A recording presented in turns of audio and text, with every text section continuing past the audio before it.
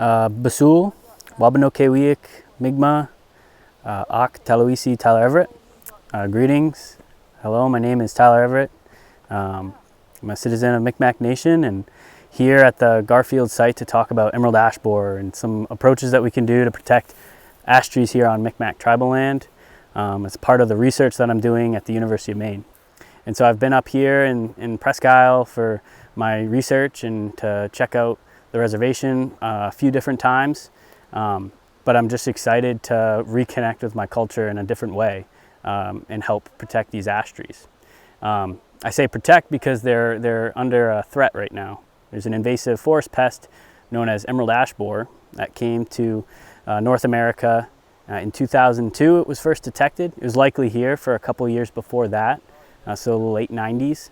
And since then, it's been emerging from ash trees in the spring, laying its eggs on the bark of ash trees, which hatch, and then these little grubs, larvae, come out and they bore into the tree, and then they feed on the outer bark of the tree. And they feed so extensively that it eventually girdles the tree. It can't move nutrients and water up and down the stem. And that leads to the death of the ash tree. Brown ash is extremely culturally significant because of its use in basketry and its reference in the creation story for the Wabanaki. And so it's really important to our cultural identity. And so it's paramount that we do something. It's a priority that we do something to address emerald ash borer. And so I'm so excited that my research project is focusing on something that's a tribal priority. It means a lot to me, and I've learned so much from basket makers and the community when it comes to the significance of this tree culturally and ecologically and economically. I mean, basket makers make money from their baskets, and it's an important part of our culture. So emerald ash borer has a preference for ash trees. And so at the top of the list is brown ash, unfortunately. That's its preferred host. And then next, here in Maine, we've got two other ash species, green ash and white ash. Green ash is a little bit more preferred than white ash. And white ash even has potentially some genetic resistance to emerald ash borer. So depending on the stand, the impact can vary, but it's pretty severe no matter what ash tree you're looking at. Emerald ash borer can in some cases be as close to 99% mortality in these stands. And so a stand is just an area where the trees are very similar. And so in the case of brown ash, we find those on the banks of rivers, along stream corridors and floodplains, on terraces, sometimes in swamps. Those areas where it's mostly brown ash, that's the stand, that's what we're talking about. And emerald ash borer can get in there and it kills a lot of the ash trees slowly. So it'll arrive and it might be 2 years before any of the trees start to show signs or symptoms. So symptoms, I'm talking dieback. The leaves on the outer branches of the canopy of the tree start to fall off and they don't leaf out the next year.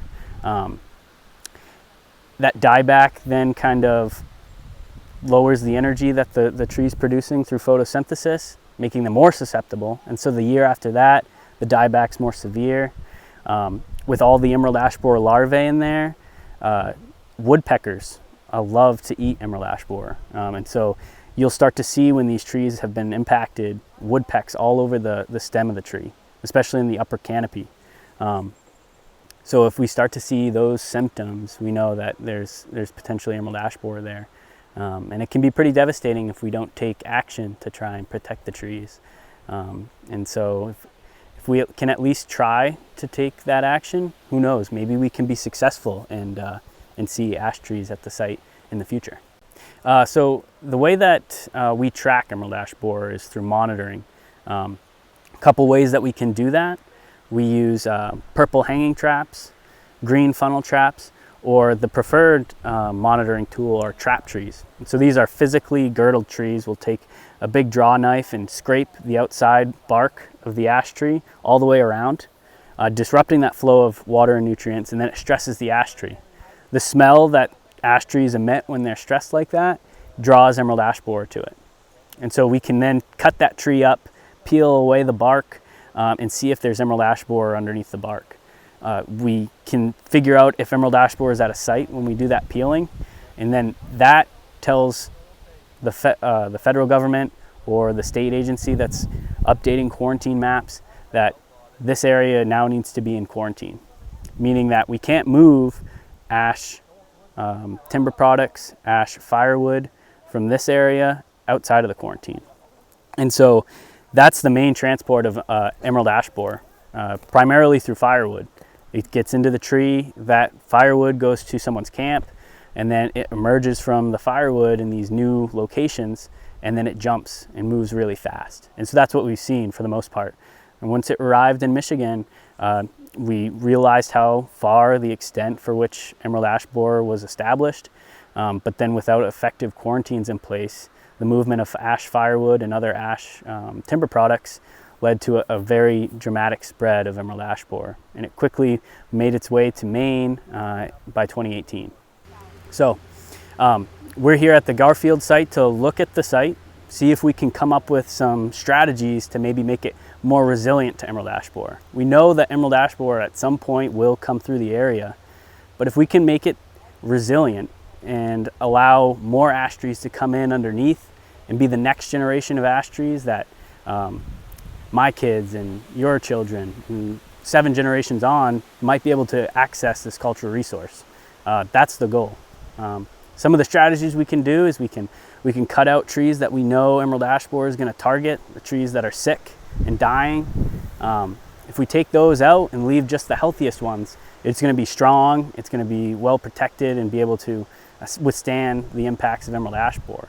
Then we can do some other strategies, like we can collect seed, collect the seed, store the seed, maybe propagate some little seedlings and plant them here at the site to make sure that there's that next generation I talked about.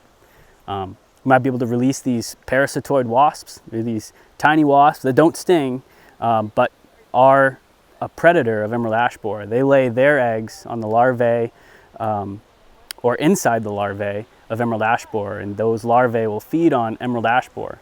And so we've been releasing them here in Maine, and the hope is that they could get established, keep emerald ash borer populations low enough that the interaction between emerald ash borer and these insects help sustain the interaction between emerald ash borer and ash trees. And then they all can coexist here on the landscape, which would be so important for ash trees in the future. Then the other thing we could do, and it's been done here, are insecticide treatments, chemical treatments that kill emerald ash borer and allow the tree to remain healthy and sustain itself at the site. We don't typically do that in the forested setting, but for the purposes of a really important tree like brown ash, we could implement that in the forested setting. And so it's all stuff that we want to include in this experiment, in this study, but we want to make sure that the community is on board. So we're going to be hosting some community meetings here on the reservation to get feedback from the community about emerald ash borer, about these strategies we can employ to protect our ash trees from emerald ash borer, and come up with a strategy that we can all agree on to see play out on tribal land and hopefully protect the ash trees. One thing that I've learned when I started researching emerald ash borer is that basket makers, someone in the community who knows a basket maker, everybody's aware that there's this insect, emerald ash borer. So there's a real passion in learning about this issue because of how important these trees are to us. Spiritually and culturally, in the form of this cultural art of basketry, economically, the sale of baskets, all of those values are kind of blanketed by what I find to be the most valuable thing about ash, which is the community. It brings everyone together. Unfortunately, right now, it's bringing people together to try and protect it. But before that, I mean, my great-grandmother used to get together with all kinds of other basket makers and make baskets. They would just talk, and they wouldn't even realize that they were making the basket before they were finished a whole basket. They would just talk amongst each other. That conversation, that sense of community that the art of basketry provides, that's what's under threat. And so with the loss of ash trees, that community tie, that cultural art, that economic input from the sale of baskets, it's all under threat if we don't take action to address emerald ash borer. And that's why it's a priority here. Yeah, there's certainly hope when we think about emerald ash borer. all these strategies that I talked about could potentially mean that this site could be here for years to come. There's the potential that maybe brown ash has some genetic resistance.